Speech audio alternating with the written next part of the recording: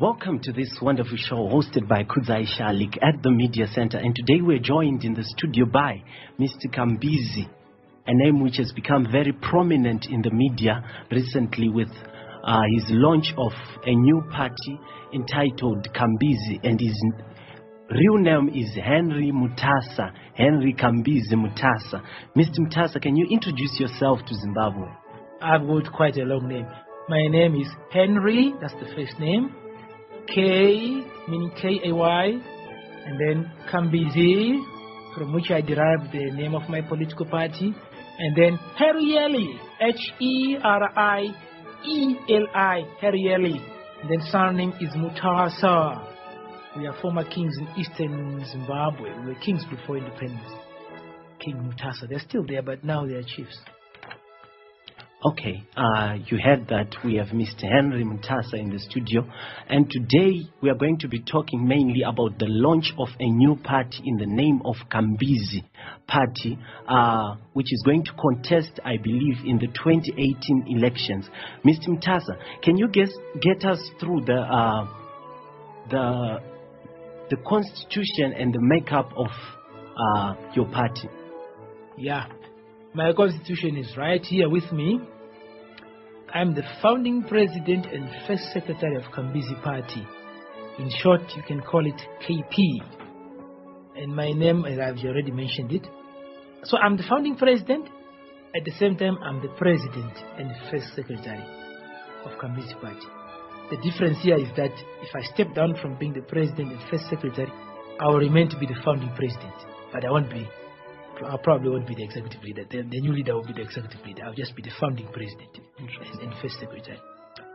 So, the position of the president and first secretary, which I occupy now, shall only be available for others upon my death or incapacitation. In case of incapacitation, this must be confirmed by 2 doctors from Zimbabwe. Okay. From Zimbabwe, then? Who had a relatively rich first 4 years. The incapacitation also has to be confirmed by 2 doctors from the USA and 2 doctors from Russia as well. Both these doctors should have had a relatively rich first 4 years. Okay, before we go any further, Mr. Kambizi, tell us, why are we mainly concentrating on doctors who had a rich first 4 years? Because, as I mentioned in the other press conference last week, I don't trust the doctors who had poor first 4 years. I don't think they take us serious even when we have problems. Okay. Because there was a time I had a problem. I was beaten in a place somewhere in Zimbabwe. I went to see the Zimbabwe human rights doctors, the Zimbabwean doctors for human rights, and they just treated me like trash. And I could tell it was because I had a rich first 4 years. So I wouldn't trust them. They might be happy to announce that I'm incapacitated just because they want that post to become vacant. So I'd rather have doctors from Zimbabwe with the rich first 4 years. And they're there.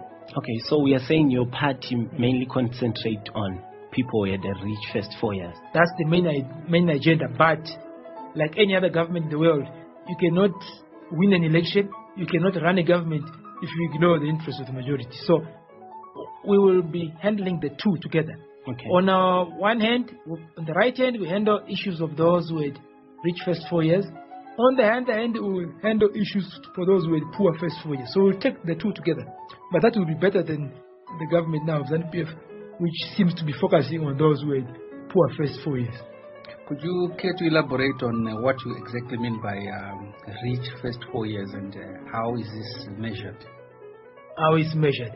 The rich first 4 years entails where you were living the first 4 years, what type of suburb,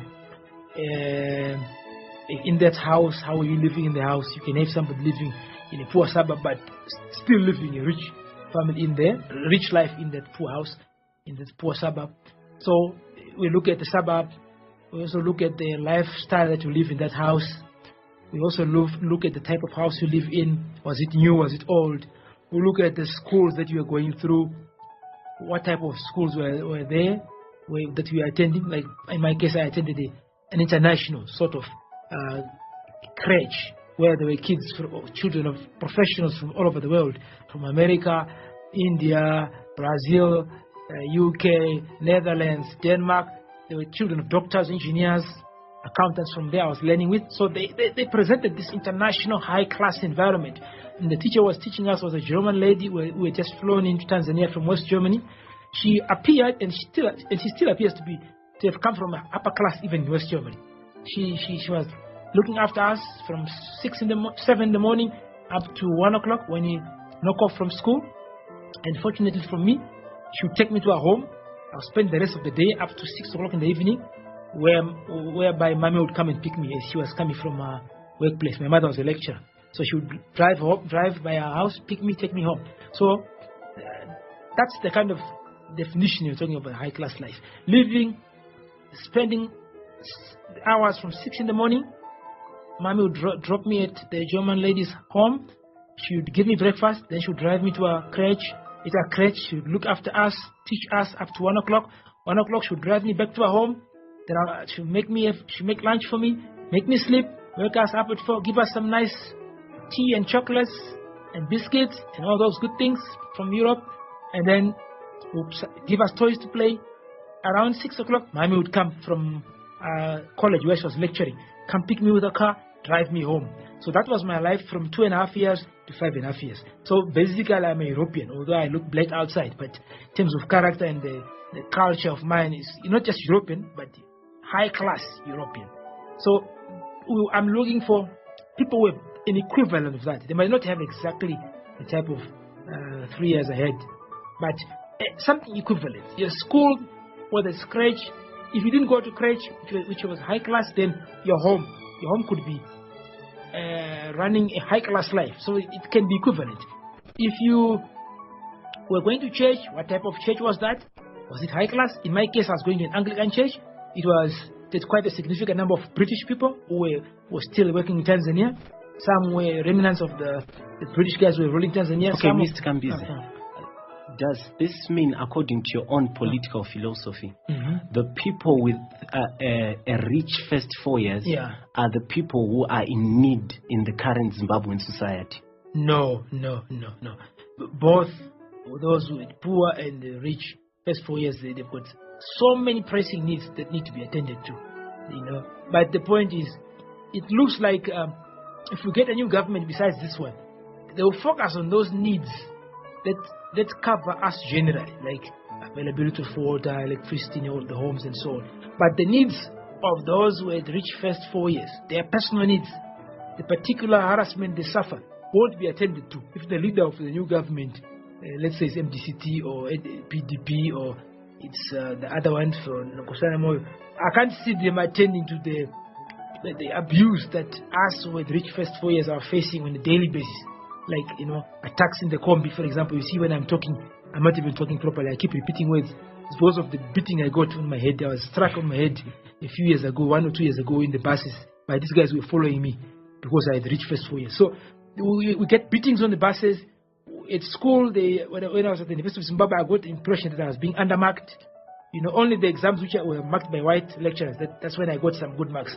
All those who were marked by black lecturers, I was getting 50, just a pass mark. Okay, that means the lecturers who were marking you down, they had an idea of your background. They had. So they were marking on the basis of the that, background. Yes. One day I even made an experiment. I actually talked to one of my friends who was already questioning my marks. He was saying, how comes we read together, but your marks are slower than mine? But when you were discussing the group, you seem to be equally good. So one day said, okay, come sit next to me. As we write the test, I want you to write exactly what I'm writing. So that's what we did when I was in the 4th year. I wrote exactly what you wrote in the test. And guess what? When the exam results come out, he gets 75%, I get 50%, 55%.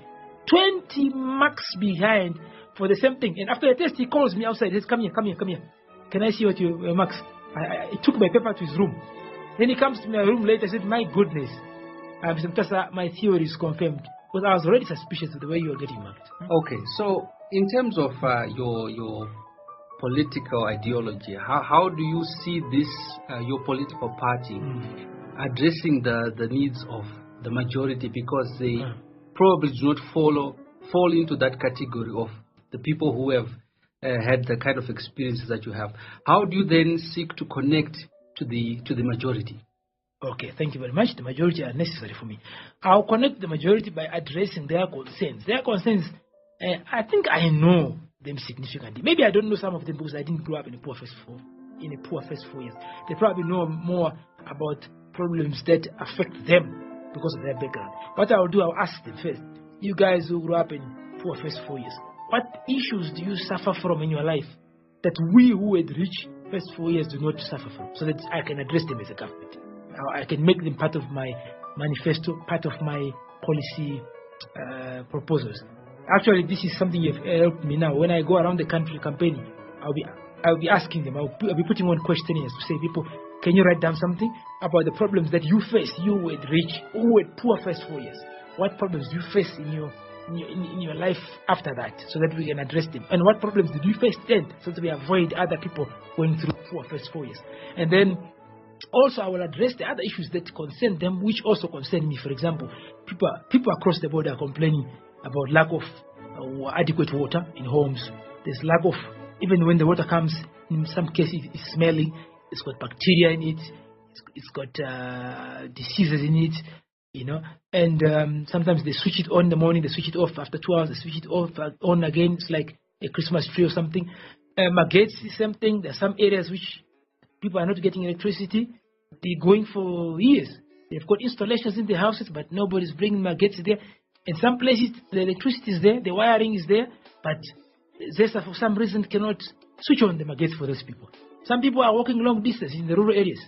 I go to the rural areas once every 2 months. I go to the rural areas, spend the whole week there.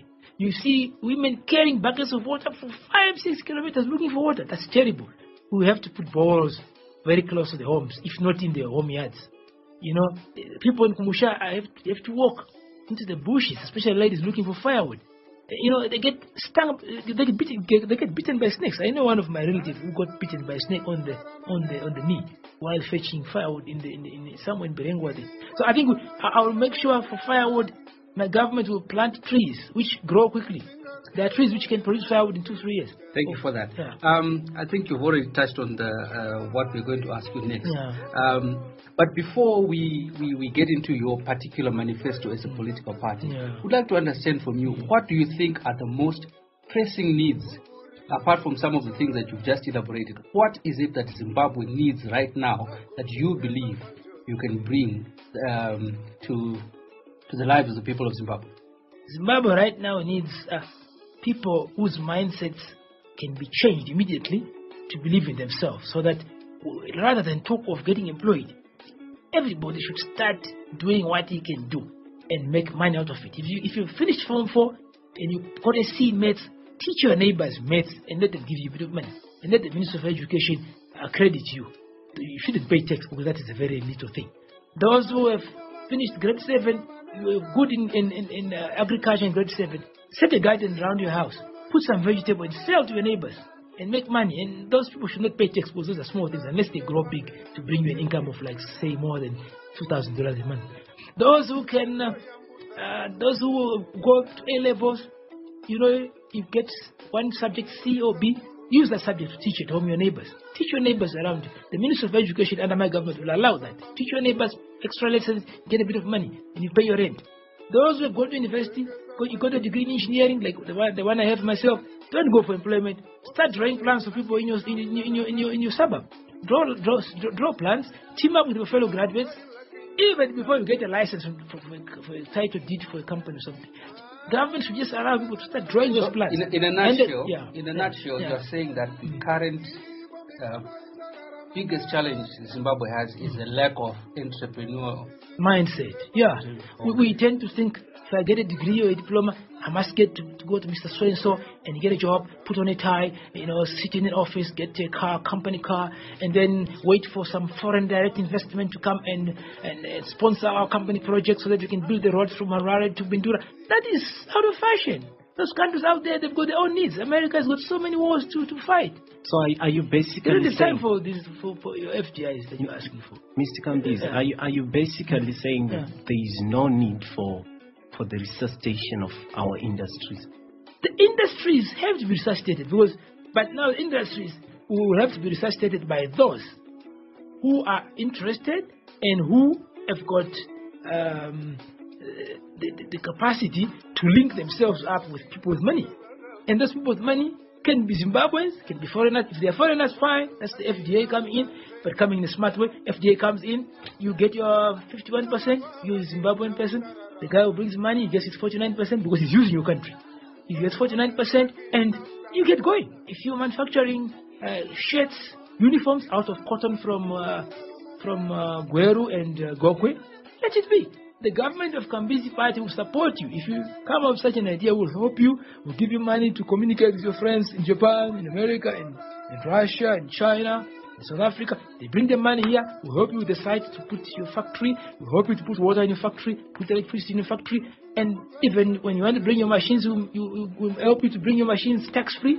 You put your machines and you start manufacturing uniforms from the cotton from Gokwe. From what I'm hearing, these are things that even the present government claims to be doing. What is it exactly that you are proposing to be doing differently?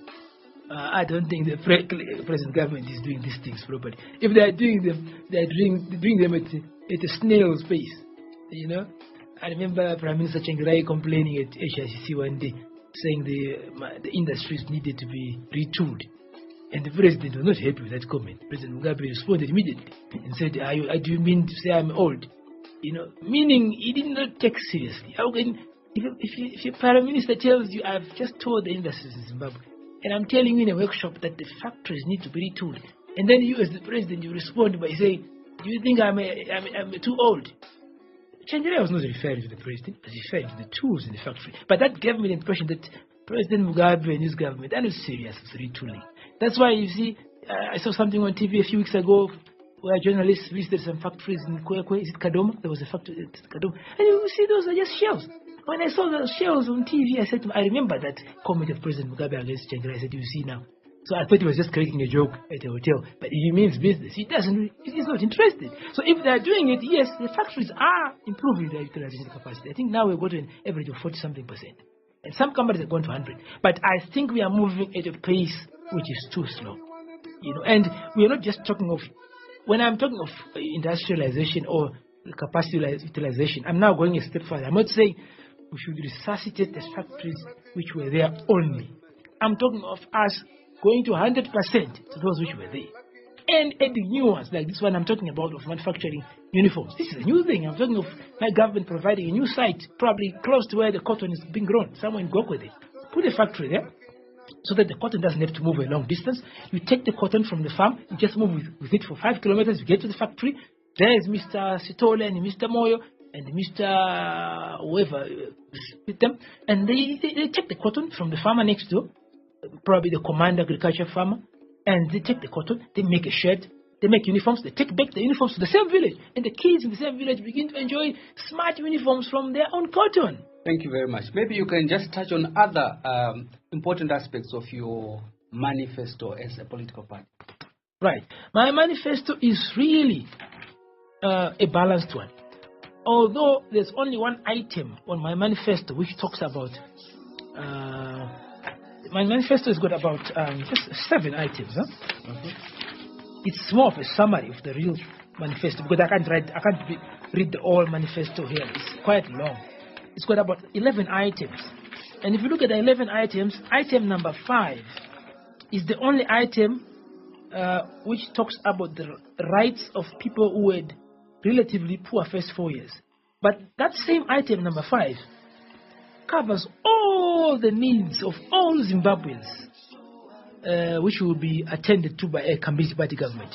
Item number 5 states, a Kambizi Party government will also promote the human rights of people who had a relatively poor first 4 years. By this I mean, human rights is a word which camouflages everything. Sorry to interrupt you. I keep hearing this reference to poor first 4 years and rich first 4 years. Yeah. Is it a very central part of what you stand for? Is it very important that society be segmented that way? Yeah, it's very important, that issue of segmenting. Actually, it's long overdue. It's an idea that I had when I was very young. in 1974 in Tanzania. But you know, when you're young, you keep thinking you don't know what you're doing. But I'm now regretting. That's why I have trust on young kids. From now on, as I won't look down at any 5-year-old kid. They probably have got better policies than us who are above the 20 or 30 years. At that age, after I, you know, when you hear me talking now, I'm not even talking well. I keep repeating certain words twice.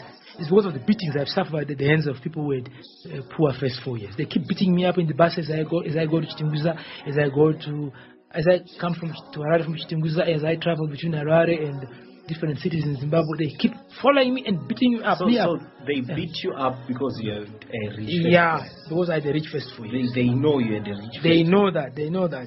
You told them. I don't tell them. They can pick it. They can pick it. When they mix with you, they can pick it. So when they get to know that you had a rich first 4 years, they start beating you up. Yes, that was happening even in Tanzania. It's not a new story. It started in 1974 and there's been non-stop. From 1975, I'm under attack, Kushika till today.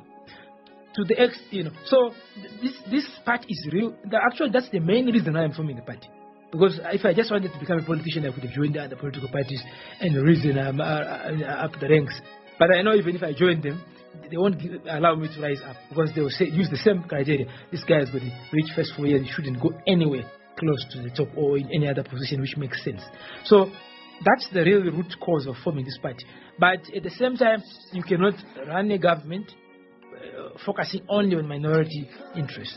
You can't even be elected in the first place. So this item number 5 says the Kambizi Party government will promote all the human rights of all the people with the relatively poor first 4 years. It means all their rights: education rights, health rights, promotion rights, job creation, entrepreneurship rights, rights to found marriage, found families, right to have children, and all those rights will be covered in item number 5. And this item number 5 is further elaborated in my elaborated manifesto, which you can find on my Facebook account. If you go to Henry Mutasa on Facebook, you will see this part number 5 being expanded very well, you know, covering the interests of all Zimbabweans, whether they are the poor or rich first 4 years. Why do I have a feeling that you just found a way of fitting this in? Like, let me just try and fit them in, the people with relatively poor first 4 years.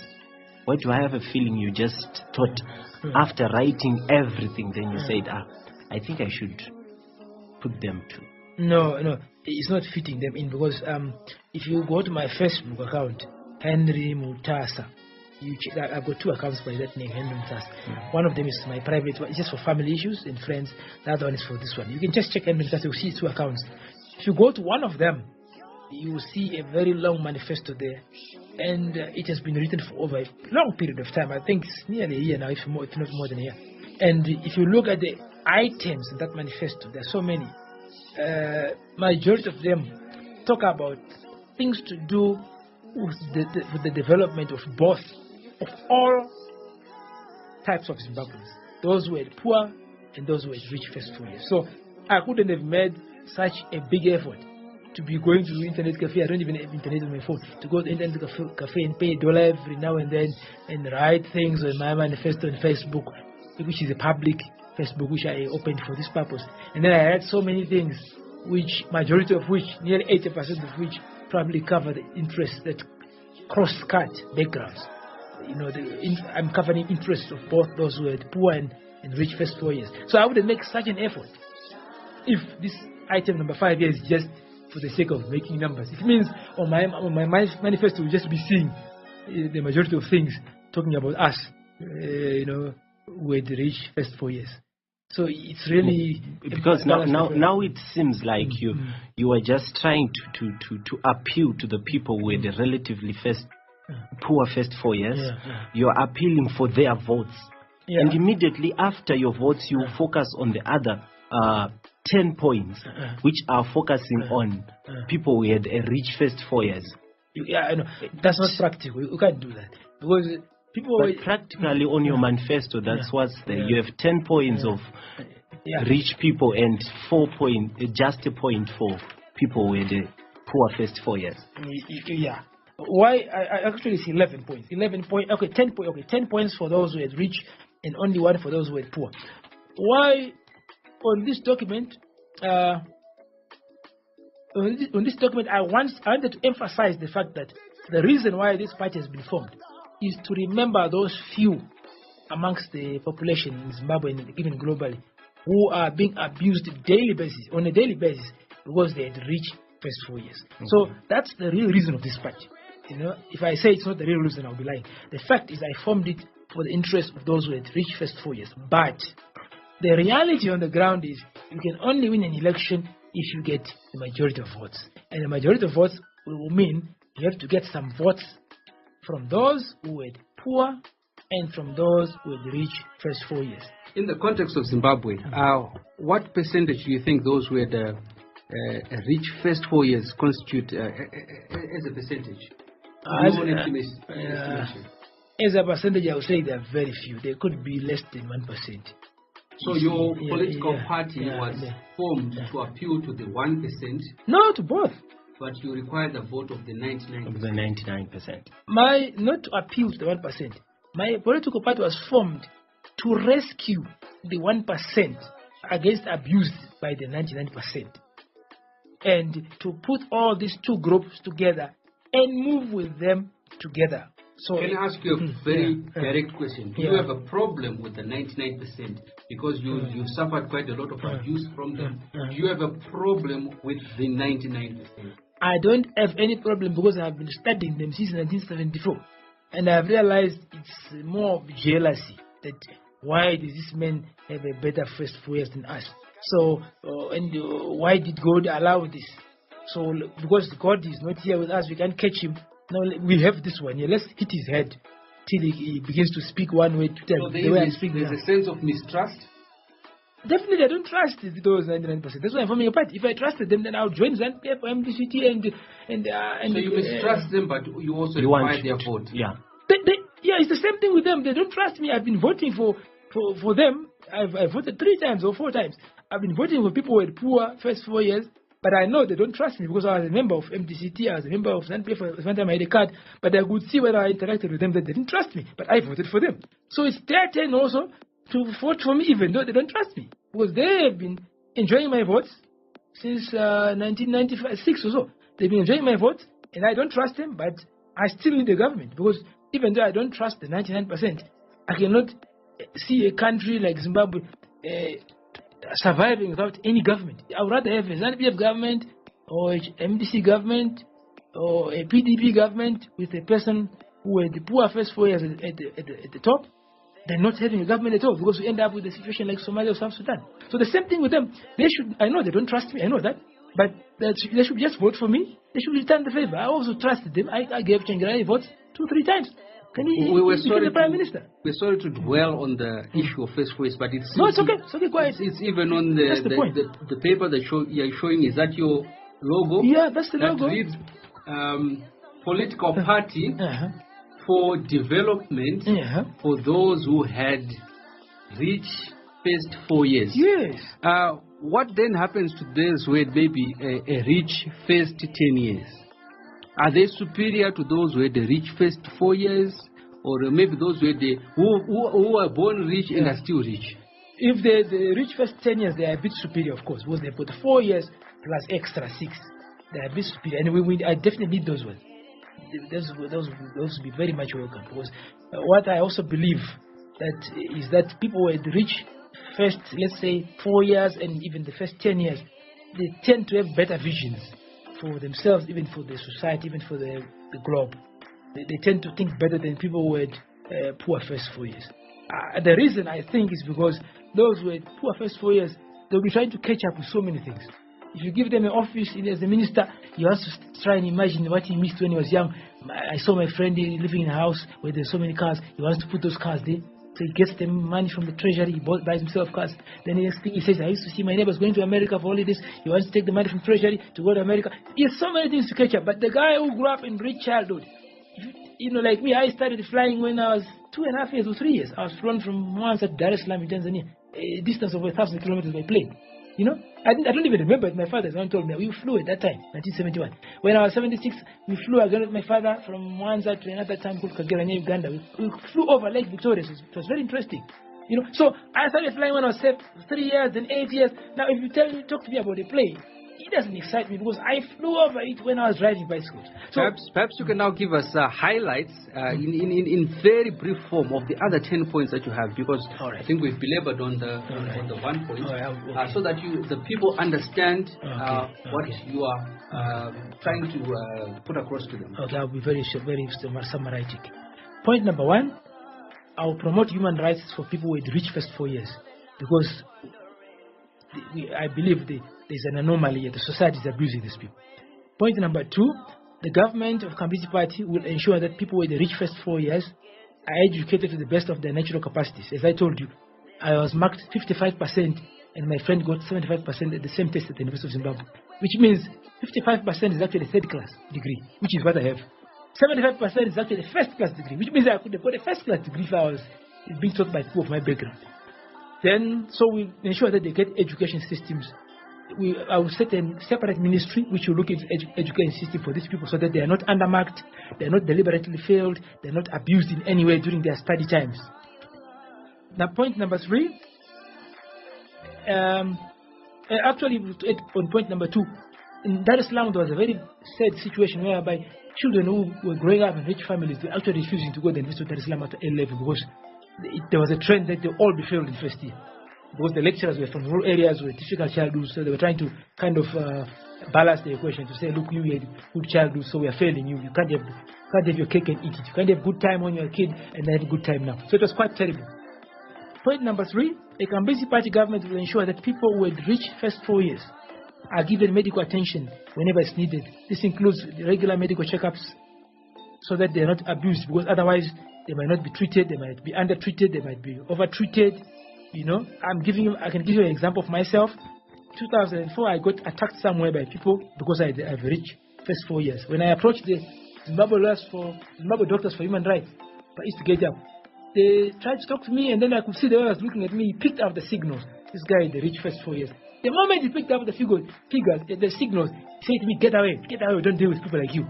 I told you I've been beaten and I don't mind to pay for myself. And he just beat me from nowhere. They're harassing me everywhere. I said, no, we don't do such things. You see? But it's a Zimbabwe human rights, Zimbabwe Doctors for Human Rights. That's my right to be treated. That was 2004. So I don't trust the doctors. I got sick a few weeks ago. I got so sick that lucky there was a relative who came to my rescue. Otherwise I was about to die on my own. I couldn't go to a clinic. Couldn't. You know, I had big trouble. See, I can't even put on shoes now. It took a relative to intervene and treat me. Otherwise, I don't trust the doctors, because they grew up in poor first 4 years, so they might mistreat me in the hospital. Point number 4. Actually, for this one, I need us to have a separate health system.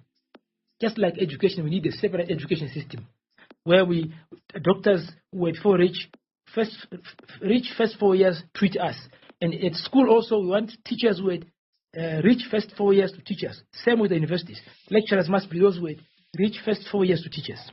Point number 4. A Kambizi Party government will ensure that people who relatively reach first 4 years are protected as they find their girlfriends or boyfriends, wives or husbands. This is because they are now probably not allowed to do so without deliberate harassment from people with relatively poor first 4 years. Sorry, may I just interrupt you? Mm-hmm. Would you be in a position to tell us the difference between a political party that wants to be a national, govern a nation, and a lobby group? Because it seems the points that you're raising are more centered around being a lobby group for rich people. Because one would then ask the question, if someone didn't have a rich first 4 years, but they're rich now, maybe they started being rich when they were 30, and they're rich now, they are disqualified from all these benefits. Are you a lobby group, or are you someone seeking to be a leader of a nation? All political parties are usually lobby groups. MDCT is really a lobby group for workers. But now you find farmers in there, you even find ZANU-PF even who are veterans are there. You even find people who are business people who are there. But MDC, when it was formed, I'm one of the founding members of MDC, by the way. I joined it in 1999 November. But I was just a student by then.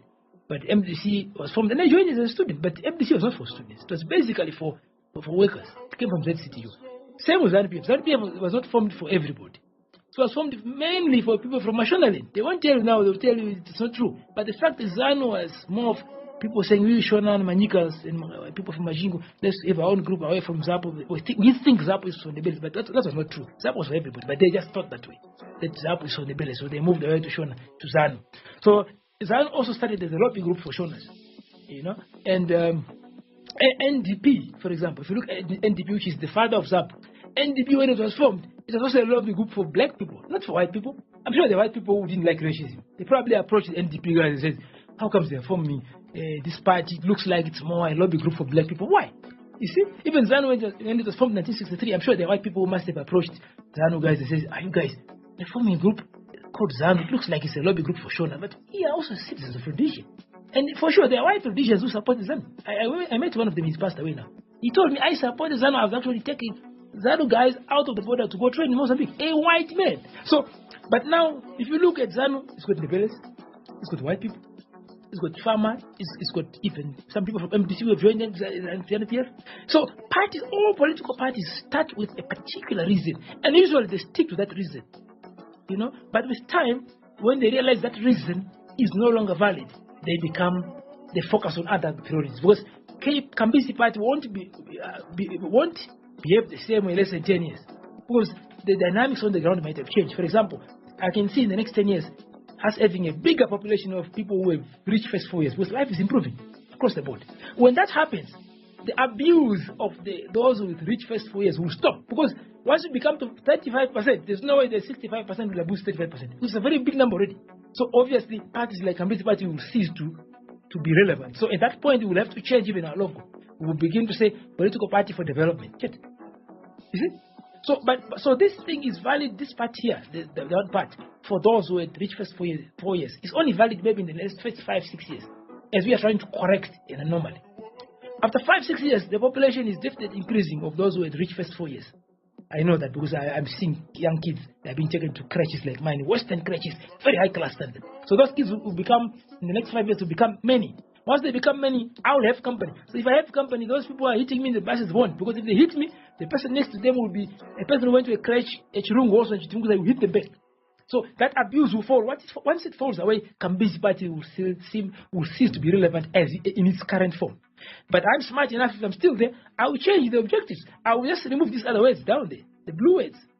These other words, I will just say, Kambizi Party is the political party for development, for everyone. You see, or if then by the needs have changed, it's another group of people which needs help, I can change my logo and my manifesto to suit that new need. So this is a need which arises now.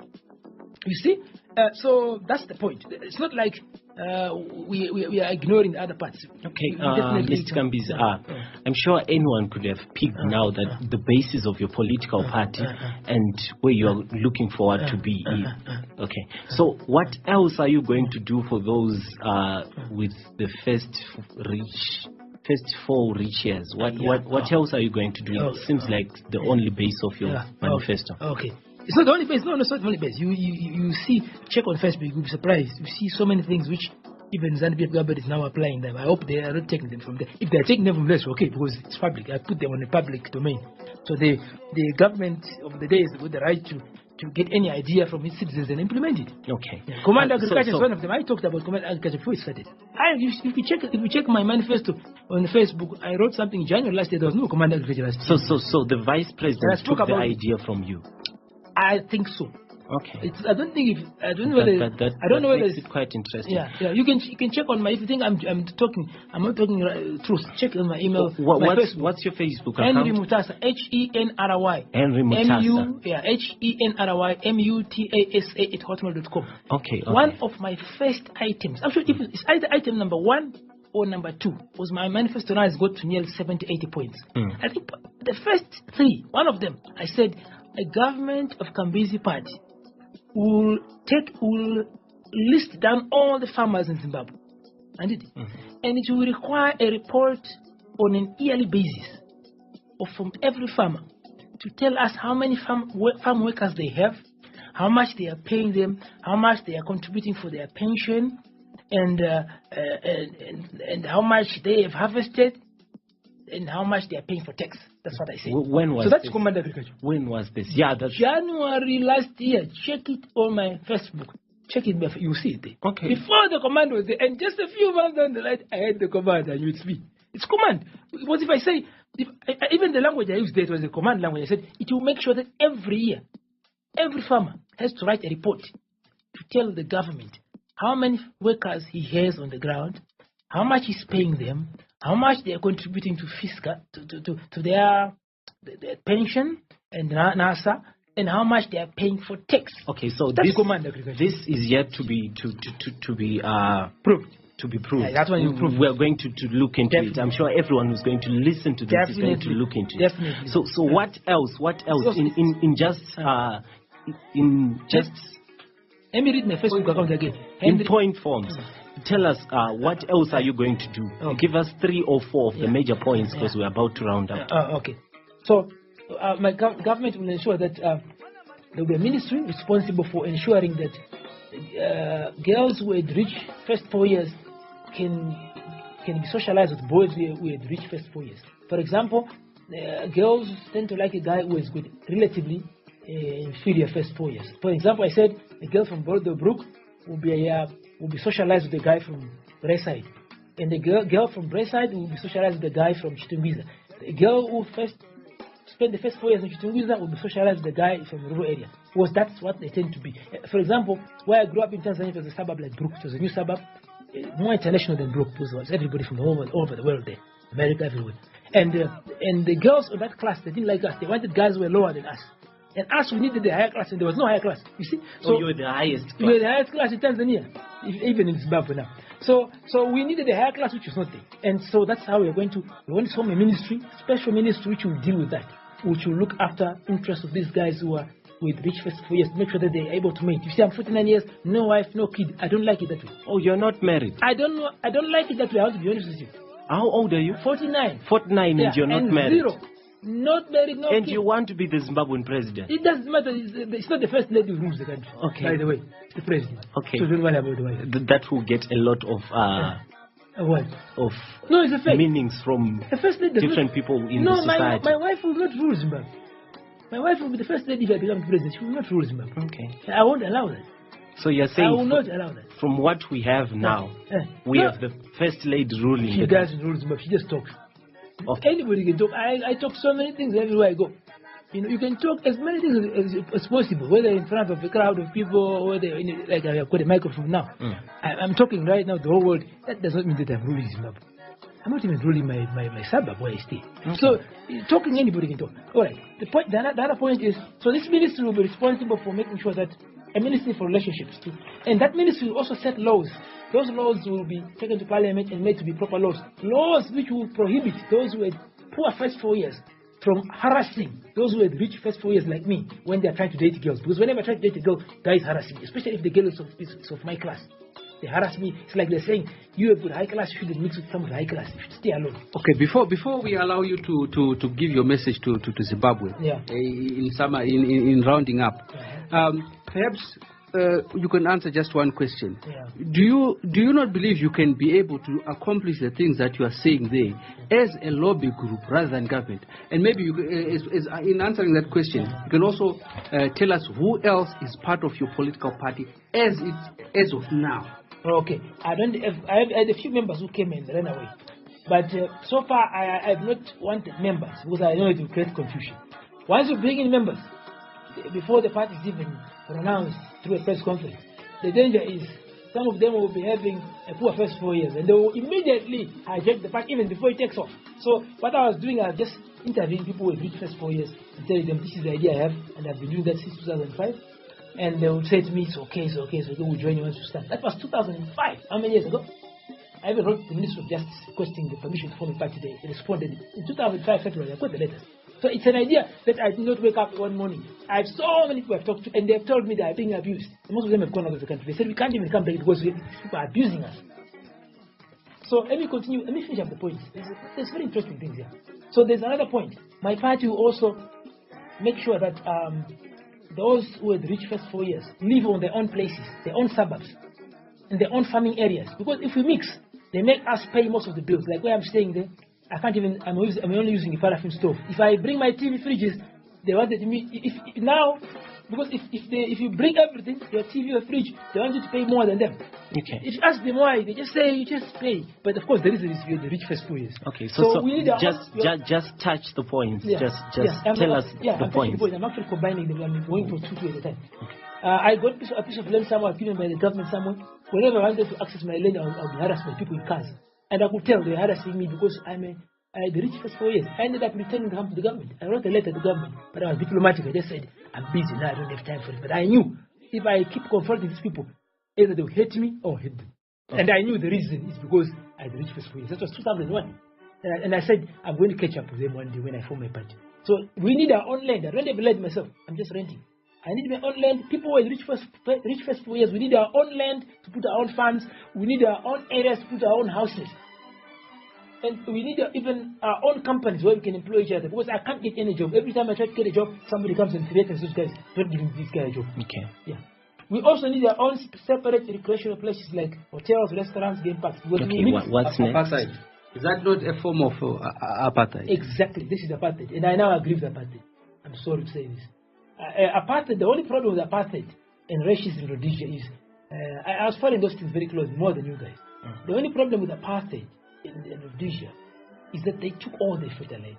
If they had said, we are 10%, we white people in South Africa, these guys are 90%, we take 10% of the fertile land, and they get 90%, that would be a perfect system. They would still be in power today. Same thing with Smith. If he had said, we are only 5% of the population, we take 5% of the fertile land, we leave these guys with 95%, they will still be ruling today. Because whites are, they're much better than us when they run, they are better than us. Okay, but the thing is, my party now won't be going to say we are taking all the land from you guys. So it's exactly apartheid. That's the right way to put it. It's exactly apartheid. Okay. Apartheid minus greed. Apartheid and the white say it's apartheid minus greed. Yeah. Okay. This is what we are simply trying to say. We cannot afford to suppress this 1% to death. Like me, I'm big suppressed to death. You mentioned something that is might sound controversial to particularly people in Southern Africa. Yeah. You said whites are better than us. If I heard you correctly. Yeah, whites are better than us in governing this modern society. I've heard so many people, especially from ZANU-PF, say, this is we don't want people to say that. It's not about saying, it's about the facts on the ground. I'm a scientist. I don't believe in imagination. Would you maybe elaborate in what way whites are better? Yeah. You know, if you look at London in 1950, it looked better than Harare today. Which means these people had built these cities before we were awake in that type of civilization. If you look at my father's village, I have been to my father's village. I know where the house was. And I can see the dongo is there, the remnants are there. And when I go there, he explained to me how they lived there. If you look the way my father lived there in 1923 when he was born, and if you look at the way I lived in a more advanced setup. Now, if you look at the village that my father lived again, the village, the way it was now it's different. Now it's better. There's magazines now, there's water. You know, that time they had to go to the river and there was no electricity. So whites had already built cities like Salisbury, like Harare today, in 1950 after the Second World War. So naturally, and they built these systems of economy that we have now, what we call a macroeconomy, the economy that we have now. We were still running village economies. Maybe at most, you'd be managing a chief, would be managing his area like us were chiefs, maybe Manika land shit, but not the whole land like Zimbabwe. So this is new to us. But after generations, let's say 2-3 generations, we'll catch up with them because our kids are being born now. They're being born into this new system of a whole country being one thing, being one economy. Now these kids, when they become ministers, presidents, they will run these countries in a better way. But not this generation which is running now. They grew up in villages, and by then the blacks were out of the system. They were running blacks were running their own systems before 1980, if you didn't know that. Blacks' system and white system were different.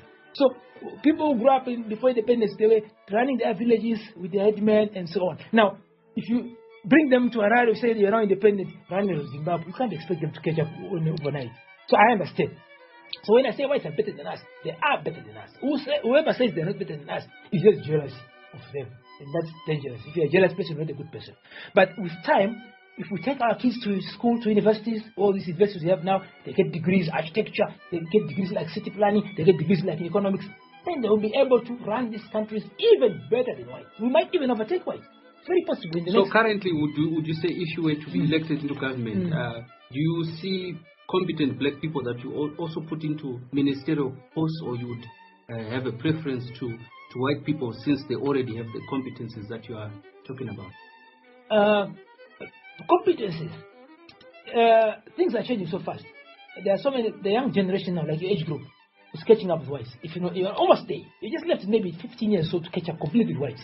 So if I form a government, really, I won't go for color anymore. That is out. Because the black race is already catching up.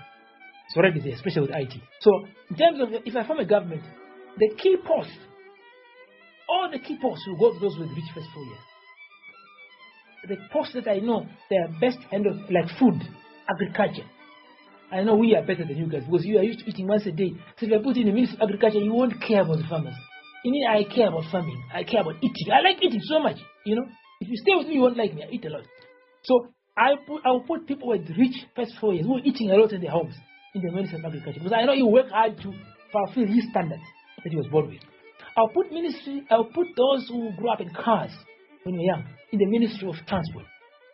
Because if you put somebody who grew up walking to school in Ministry of Transport, if he sees us crammed in the combi going to from charge office, crammed like sardines, like fish or matchsticks, he doesn't care because he says, I used to walk a distance of Chitimbuza to Harare on foot. These guys are in the bus, they are better, it doesn't matter how they're crammed. So sensitive ministries like Ministry of Transport, I'll put somebody with the rich first 4 years. Maybe the deputy will be the guy with the poor, so that he can learn. The Ministry of Agriculture, I put the guy with the rich. Ministry of Health, the guy with the rich first 4 years. Ministry of Education, I'll put the guy. Ministry of Education, I can have 2 separate ministries, one for us, one for the other guys. Or if I put them together, then I'll say co-ministers, 2 ministers, one from poor, one from rich. Minister of Justice, same thing. 1 minister for poor first 4 years, 1 from rich, so that courts we won't be abused. Because when these people are attacking me in the buses or anywhere I go, when I go to the police, they don't seem to be interested in my case. But I know if I hit them one day, they take me to the police, I'll go to prison straight. When they look at me, this guy is that background, and we are the same background, this guy, I'll go to prison straight. But they've been hitting me since 96. No conviction cannot, not even one was been taken even to court. You see? So we need to balance things. Ministry of Home Affairs also. I'll put 1 minister, poor family first 4 years, poor first 4 years, the other one rich first 4 years. So that when people like us are attacked, we got a minister to support us there. Up there. Okay. Yeah. Okay. So there you have it, Zimbabwe. Today we're joined by Mr. Kambizi, who recently launched his party, Kambizi Party, which is going to focus on people with a rich first 4 years. So as we approach the 2018 elections, it's one of the party you're going to consider in your votes. The message as usual, register to vote and make a better Zimbabwe. This was Kudzai Shalik at the Media Center hosting Mr. Kambizi. Thank you. Thank you very much.